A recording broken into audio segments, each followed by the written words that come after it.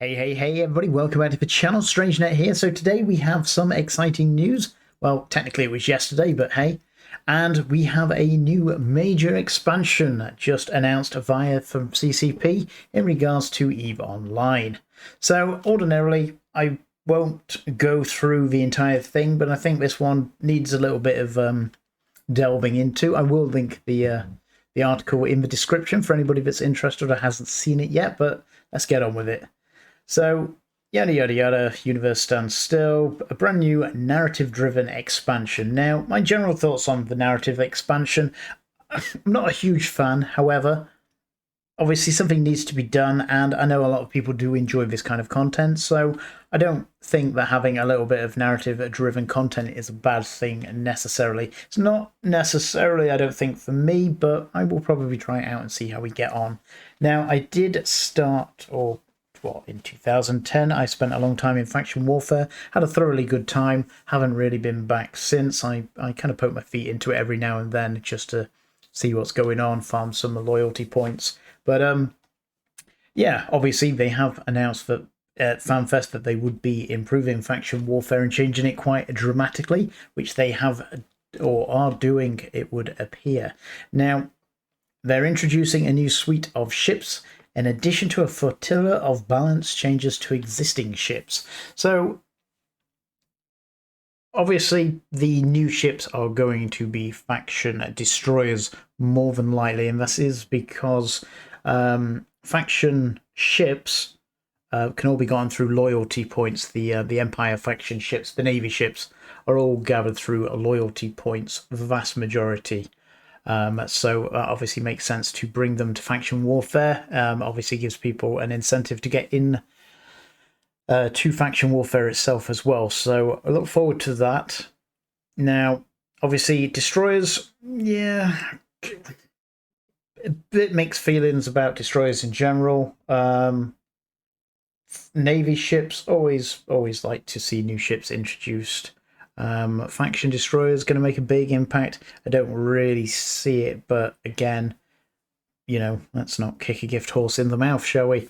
So, balancing changes to existing ships. I look forward to seeing what that's going to be. Obviously, we had the shield increase for battleships for the extenders that introduced or gave battleships quite a lot of extra HP.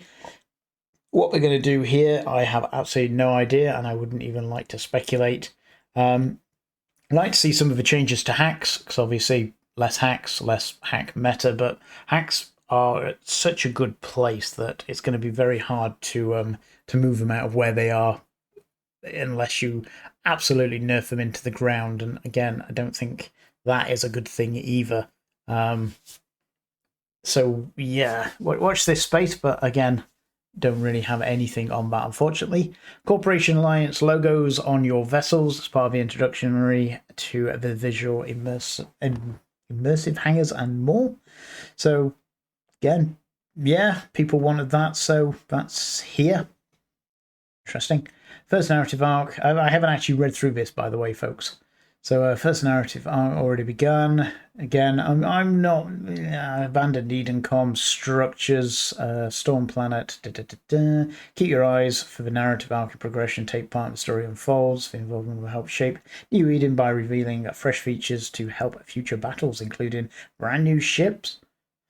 So maybe we'll get some more Edencom ships. Hopefully, actually, in retrospect, looking up.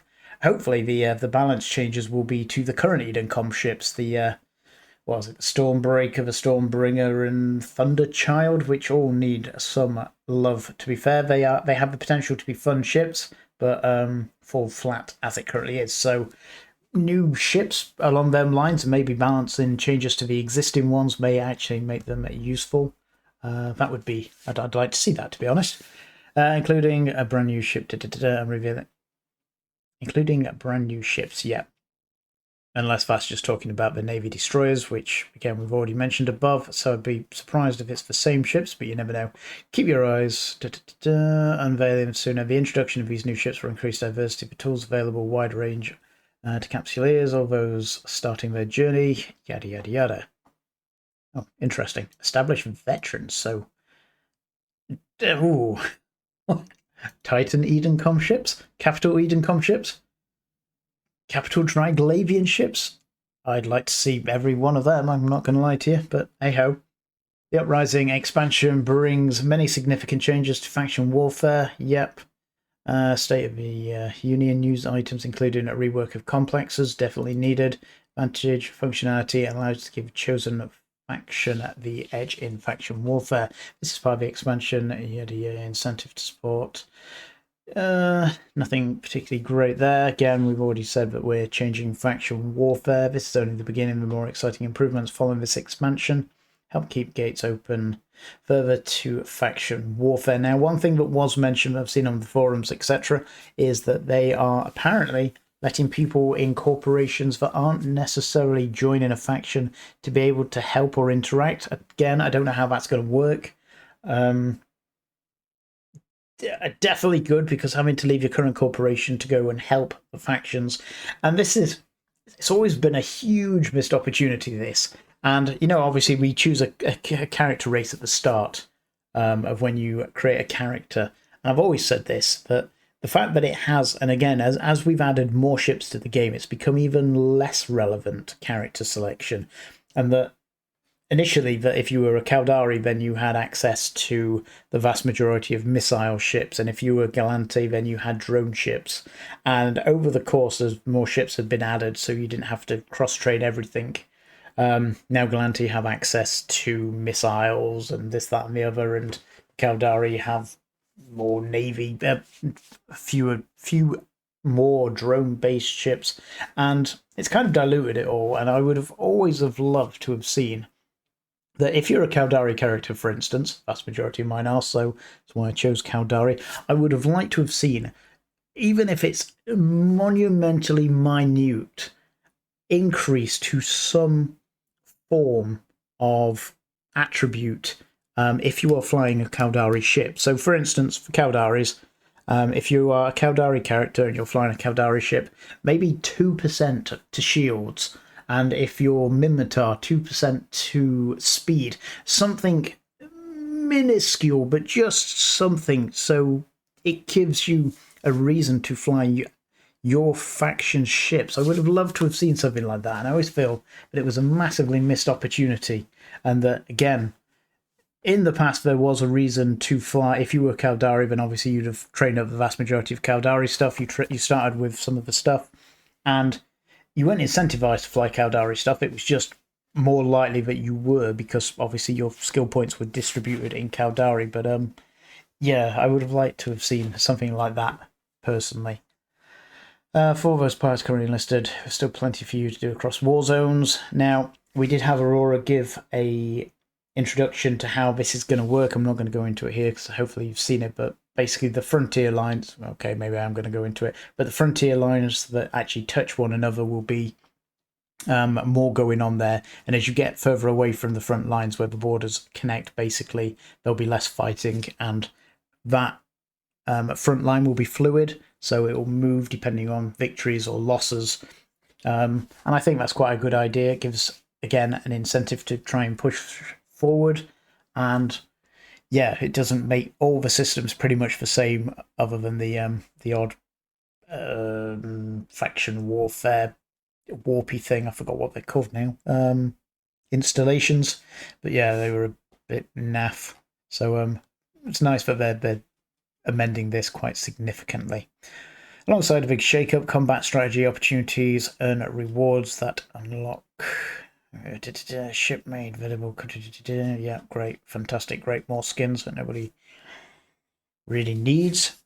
If that wasn't enough, there will be a massive enhancements to Upwell hangars. Now,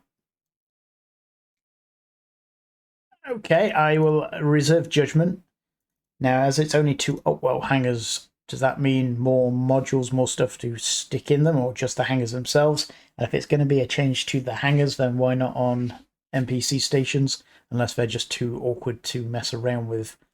That will ramp up the visual immersion while docked and undocking. And again, this looks fantastic, and it always looks fantastic. Let's face it. This even more so than normal. I quite like the dark, seedy kind of look. It's almost for you old gamers. Like, it feels very Syndicate-like. And yeah, Syndicate was a fantastic game, so I look forward to this, to be perfectly honest. That is just eye candy at its very best. Structures of game, what better way to admire fantastic, yeah, I never really bothered about the logos, but beautiful hangers. Yep, definitely down with that. For now, we'll release for now until the release of Uprising in November. So we've got to wait till November for Uprising. Now, that's this one then. So what do we get first? In fact, let's read it, sorry. Well, the narrative arcs will also continue to advance the story. Our goal is to move forward on more roadmaps. It's about time we had roadmaps. And again, I think these are desperately needed to give people hope and a little bit of expectation of what is coming in the future and what people can look forward to. And I think it was an awful thing that they removed roadmaps. And I can understand it to some extent, but the vast majority of games have roadmaps because it keeps people interested. It's like, oh, that looks fantastic, I'll keep playing till then, or yeah, it doesn't look great, but I'm looking forward to these, and so on. And again, you can see that something is happening with the game, and I think, especially for where we sit at the moment, that is massively important. That it does feel like the game has stagnated for a while, and it's good to see action and more action being taken, pushing stuff forward, and again, telling us what it is that we can look forward to. And again, I'm fine with, them putting dates on and then it coming till November and them saying, or even rolling out half the stuff and saying, we did have more, we didn't manage to get it done, it was a bit ambitious, so on and so on. So again, roadmaps, definitely keep it up. Stay alert, keep your eyes open. What we're up to today. So what have we got? New ships to be uncovered through the Arc events to give an edge to on the battlefield. Now that looks like a magnet. Okay, hopefully that's just a general blueprint random thing that we've got. Significant enhancements to audio, visual. The vast majority of people have sound off. Visuals always great. UI for more versatile and immersive experience. Now, I know a lot of people don't like the UI. I haven't got it there, but yeah, I like to keep it simple. I don't like change a great deal, and obviously I've been looking at that UI pretty much for the last 20 years, so any change to that is going to upset me horribly. So I don't necessarily want more of a UI change or enhancement unless it is going to be pretty much on the same lines of what we've got with just more information. So hopefully if they do change it, they will have an option to keep what we already have, because trying to unlearn what you've learned for 2 decades is going to be hard work. Choose your fight and fly your colours in your new narrative-driven expansion. And again, I don't like the narrative-driven stuff. Do think missions could do with a more narrative-driven arc, so to speak. And again, I would like to, how you have the epic arcs, I'd like to see missions go through something like that. So basically you've got a selection of 30 missions, and instead of them just randomly giving them to you, you work through them predominantly in kind of like a storyline.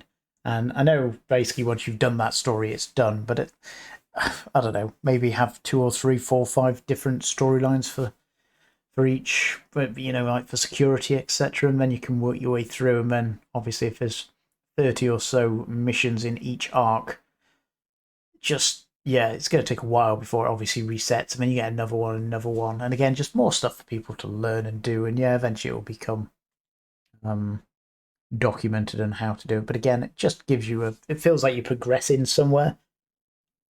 Now, narrative driven story expansion, yeah, as I said, yeah. I'll wait to see what they drop for that, and I will reserve judgment until then. And that is it. So a quick, the times quickly approach of Capsuleers across the cluster to rise up under their banners, storm the frontiers, and do it in style.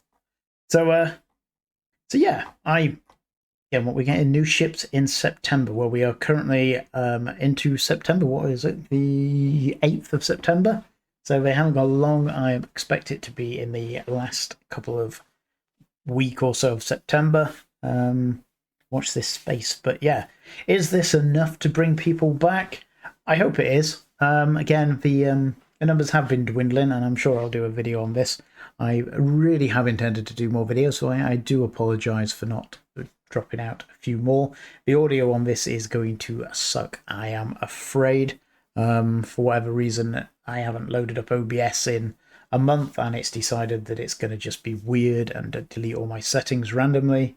So yeah, unfortunately, you've got substandard audio for this, so I do apologise for that. But I will sort it out. I will do some more videos. Again, it's been a long time since I've really covered anything on EVE Online, and they do have a wonderful video here that I'm just looking at. It's again, it's in the click. I'm not going to do it because it's got music on. It just becomes a problem. But it did make me laugh that the space, and then Gandalf sat here for whatever reason in front of his campfire. He's after Lord of the Rings, he obviously went into the Misty Mountains, found a hole, like maybe it's Gollum's hole, who knows, and is just stood there admiring the sunset, bless him. So good to see you live and kicking, Gandalf. And with that, folks, I'll leave it there. Thanks for your time, thanks for listening, talk to you again soon.